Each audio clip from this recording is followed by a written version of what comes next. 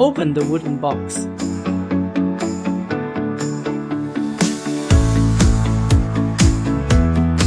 Open the plastic film. Open the package of the bottom cabinet. Remove the fixing screws.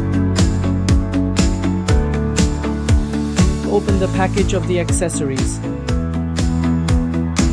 Check the electrical components.